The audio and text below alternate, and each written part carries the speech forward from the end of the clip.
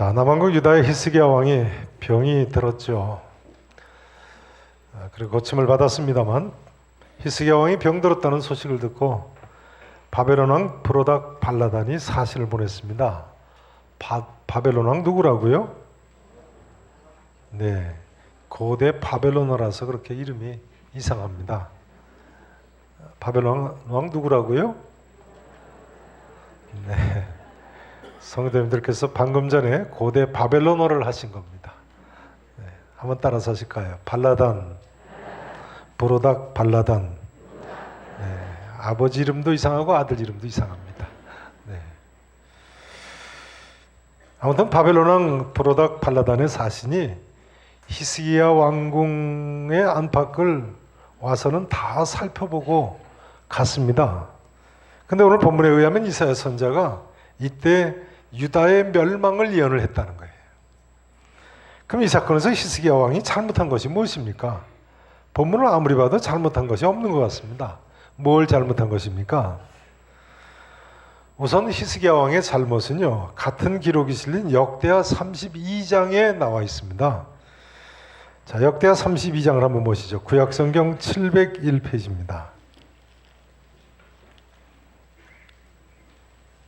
역대하 32장 701페이지 2페이지 됩니다.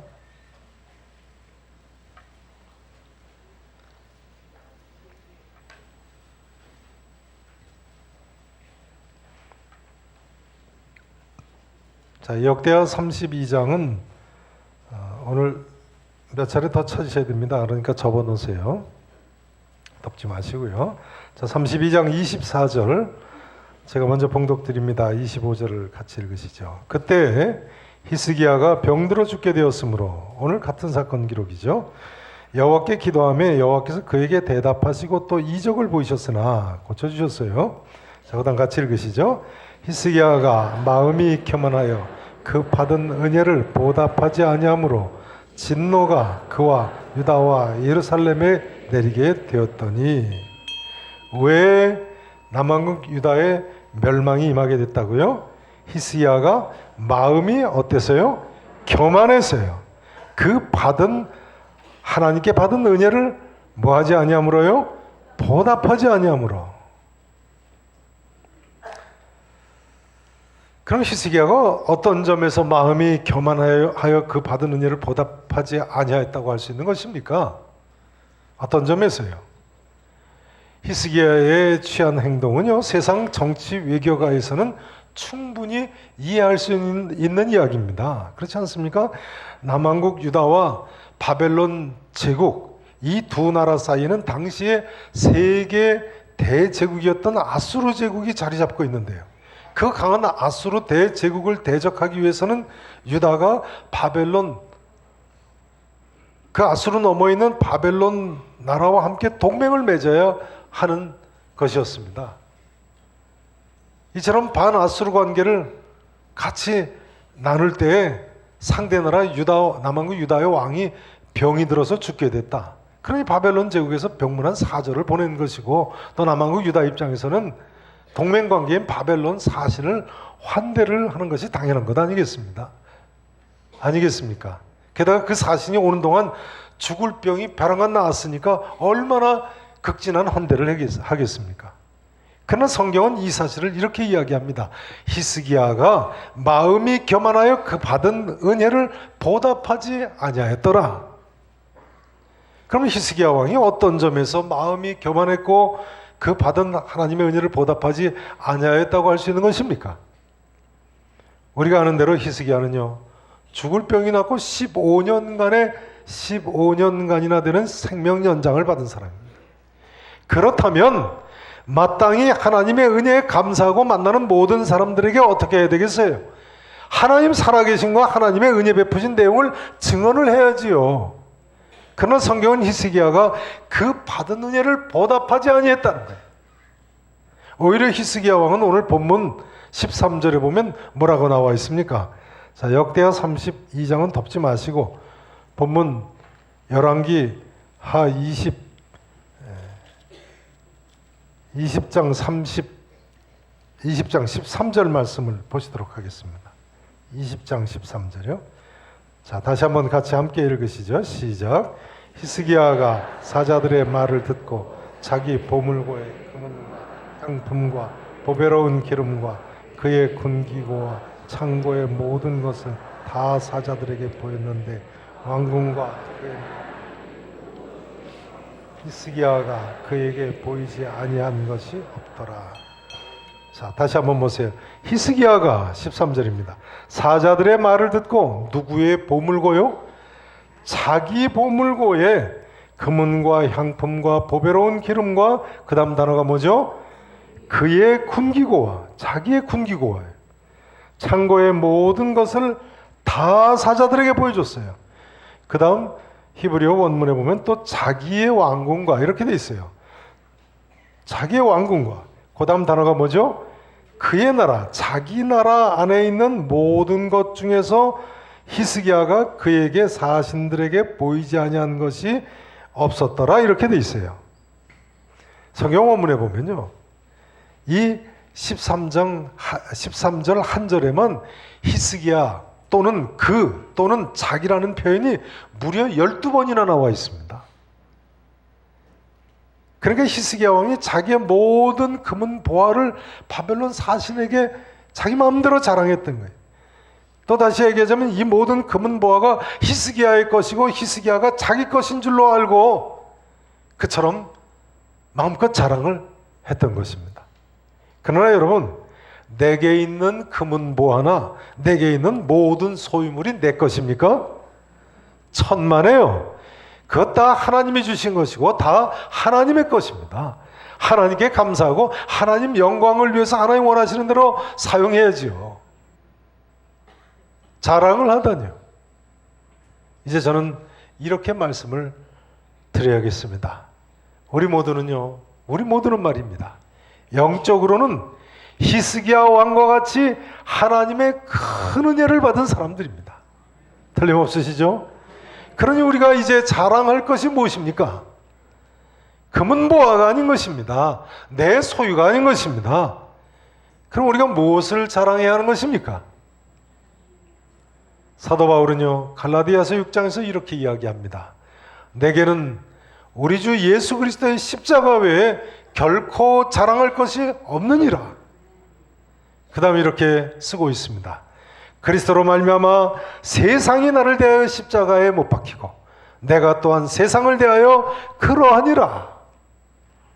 그러니까요, 우리도 성도라면 가장 자랑해야 할 것은 예수 그리스도의 십자가여야 하는 것입니다. 세상 사람들에게 예수 그리스도의 십자가를 증언해야 하는 것입니다. 나 같은 죄인이 예수님의 십자가의 은혜로 값없이 구원받았다고요. 우리 모두 하나님의 그 크신 은혜를 증언하며 살 수 있기를 진심으로 축원합니다. 저는요, 목회를 하면서 한 가지 놀란 점이 있는데요. 저는 목회를 시작할 때만 해도 사람들이 은혜를 받으면 간증을 할 줄 알았습니다. 근데 이상하게도요, 은혜 받은 사람들 중에 많은 수가 언제 그런 일이 있었냐는 듯이 조용히 있다는 점입니다. 은혜 받은 사실에 대해서 침묵합니다. 참 이상하죠. 왜 그럴까요? 자기의 부끄러운 면을 드러내기 원치 않아서 그런가요? 그러면 안 되지요. 그래서 해야 되겠습니까? 지난주에는 30여 년 전에 제가 청년부를 담당할 때 가르치던 청년들이 3명이 저를 찾아왔습니다.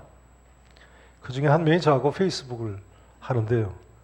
제가 저희 큰누이가 정신 이상이셨다가 고침받은 간증 동영상을 올린 것을 보고는 제 생각이 나서 다른 친구 둘을 데리고 찾아왔다는 거예요. 제가 전에 이 시간에 그 동영상을 간증으로 보여드리지 않았습니까? 저희 큰누이가 37년 만에 정신 이상해서 고침을 받았죠.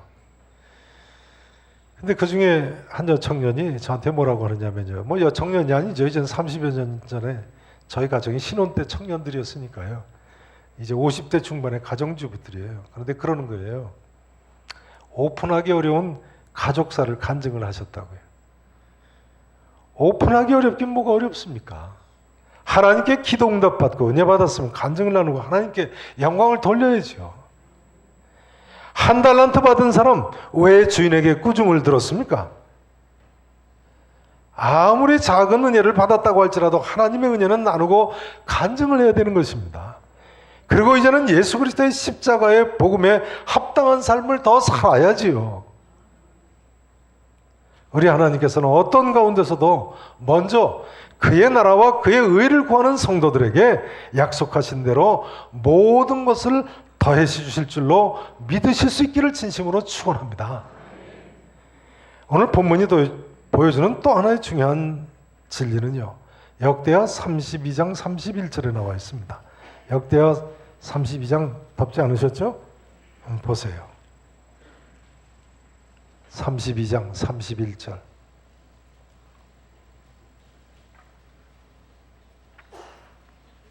구약성경 701페이지쯤 됩니다.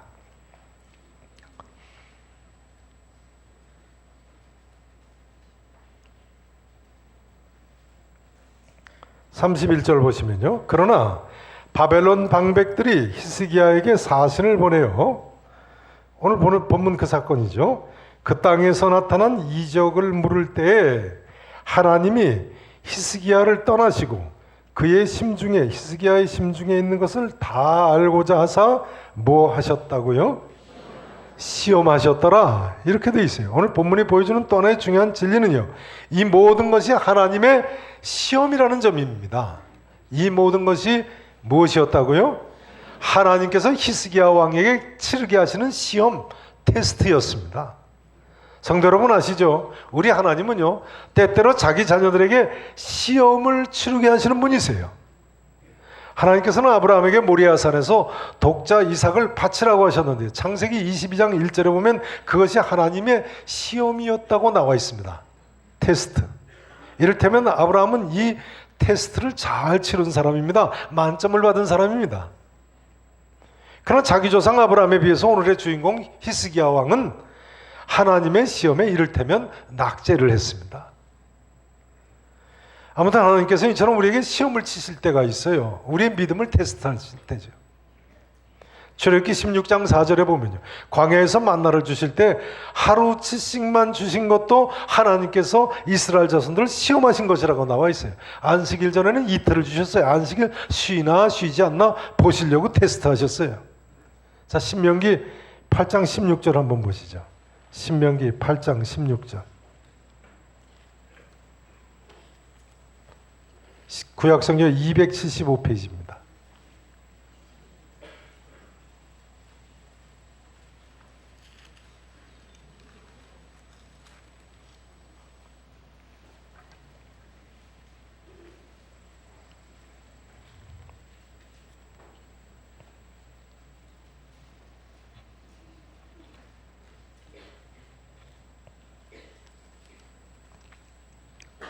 구약성경 275페이지 신명기 8장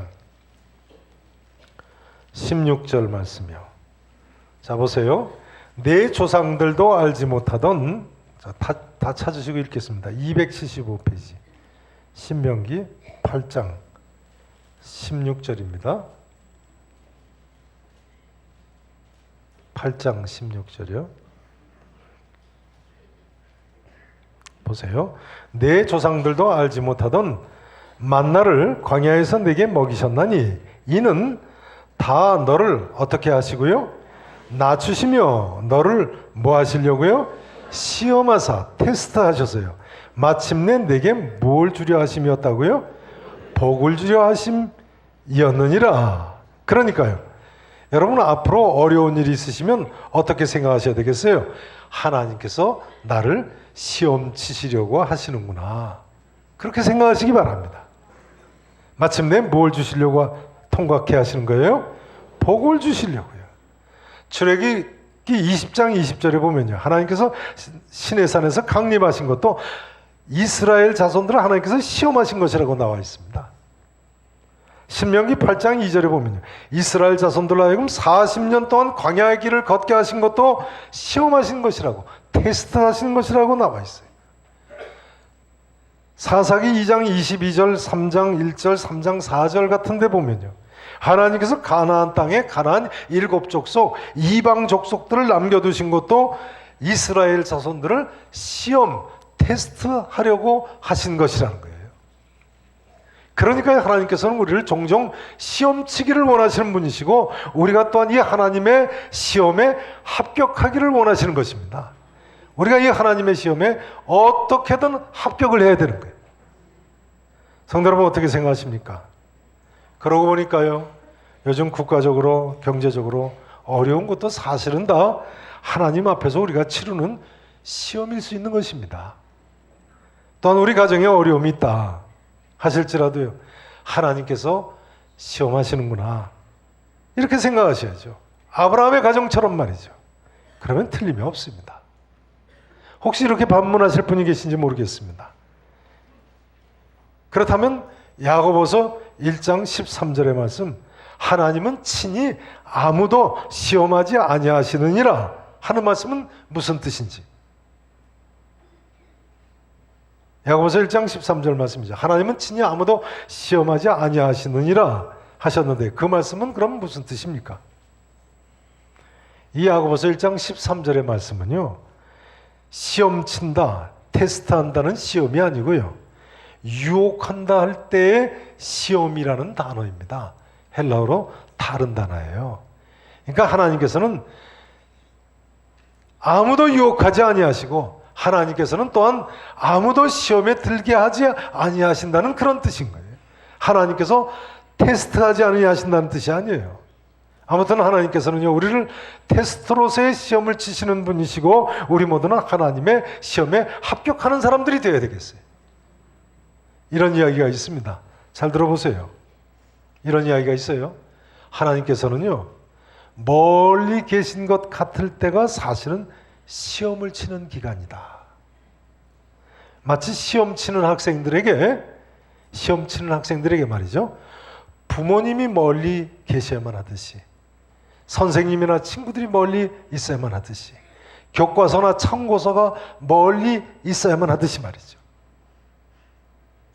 하나님께서 멀리 계신 것 같을 때가 사실은 무슨 기간이라고요? 시험 치는 기간. 틀림없어요. 아까 보셨던 역대하 32장 31절에도 보시면 하나님이 히스기야를 떠나셨다고 표현하죠. 하나님이 히스기야를 떠나시고 그의 심중에 있는 것을 다 알고자 하사 시험하셨더라, 이렇게 나와 있어요. 테스트 기간에 하나님이 조금 떠나 계세요. 아무리 힘들고 어렵고 고통스러운 문제가 내 앞에 있다고 하실지라도 오히려 그 어려운 문제에 시험 들지 마시고 하나님의 테스트, 시험에 만점을 받으시기를 진심으로 축원하겠습니다. 이제 생각해 보실 점은요, 열왕기하 20장 19절 말씀입니다. 오늘 본문 마지막 절 말씀이죠. 20장 19절 말씀.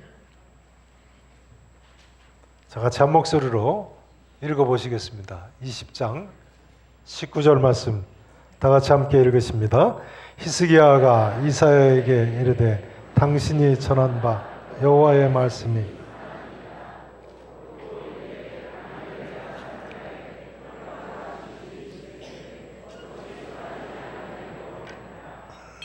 아멘. 이사야 선자가 남왕국 유다의 멸망을 예언하니까 히스기야가 이사야한테 이렇게 말했다는 거예요. 당신이 전한 바 여호와의 말씀이 선하니이다 하면서 뭐라고 했어요? 만일 내가 사는 날에 태평과 진실이 있을진데 어찌 선하지 아니하리요 했다는 거예요. 한번 여쭤보겠습니다. 그러면요, 히스기야의 이 말이 자기만 태평하게 살면 자기 자녀 세대에는 환란이 닥쳐도 괜찮다는 이야기인가요?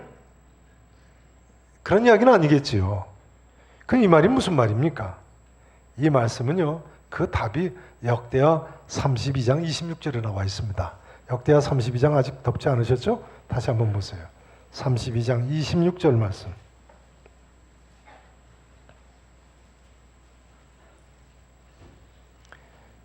(26절) 말씀 앞에 25절 하반절에 보시면요, 진노가 그와 유다와 예루살렘에 내리게 되었더니, 오늘 같은 사건이죠. 아까 읽으셨죠? 자, 그 다음에 히스기야가 마음이 교만함을 어떻게 했다고요? 뉘우치고 예루살렘 주민들도 그와 같이 뉘우쳤으므로 여호와의 진노가 히스기야의 생전에는 그들에게 내렸어요? 내리지 않았어요? 내리지 아니하니라 이렇게 돼 있어요. 그러니까요, 이때 히스기야 왕과 예루살렘 주민들이 회개를 했군요. 회개를 했군요. 뉘우쳤어요. 그 결과 히스기야 왕과 예루살렘 성에 평안이 주어진 것을 알 수 있어요. 그러니까 방금 전에 히스기야의 그 말은 여호와의 말씀이 선하니이다 하는 그 말은 회개하는 모습인 거예요. 여러분 어떻게 생각하십니까?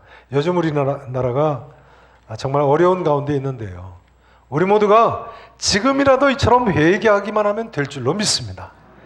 그동안 하나님 은혜를 받은 것, 보답하지 않으냐 하는 것 회개하고요. 이제라도 우리 믿는 이들부터, 아니 나부터 말이죠.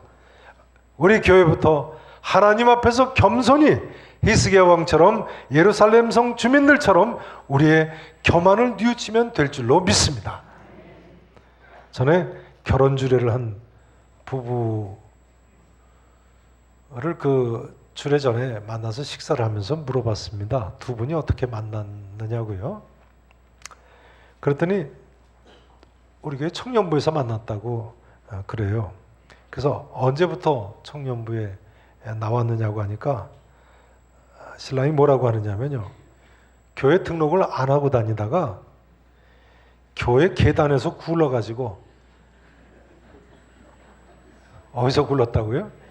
예, 계단에서 굴러가지고 그 이래서는 안 되겠다 싶어서 교회 등록해서 다니다가 청년부까지 나가다 보니까 마침내 자매를 만나서 결혼까지 하게 됐다고 그러더라고요. 언제부터 교회 등록했다고요? 교회 계단에서 굴러서요. 이래서는 안 되겠다고 교회 등록했답니다. 그러나 뭐 교회 계단에서 굴렀다고 다 교회 등록하나요? 아니죠. 교회 계단에서 굴으면 오히려 시험 드는 분들도 계시지 않겠습니까? 하지만 이 신랑은 교회 계단에서 굴러서 오히려 더 큰 은혜를 받았어요. 그렇게 좋은 신부까지 만나가지고 장가를 들게 됐으니 말이죠. 그러니까요, 우리 모두가 어떤 시험이든지 하나님께서 치시는 시험을, 테스트를 겸손히 잘 통과하기만 하면 되는 것입니다.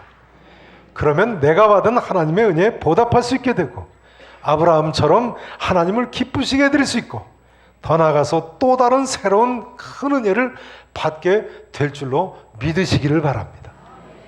이제 말씀 제거를 마쳐야 되겠습니다.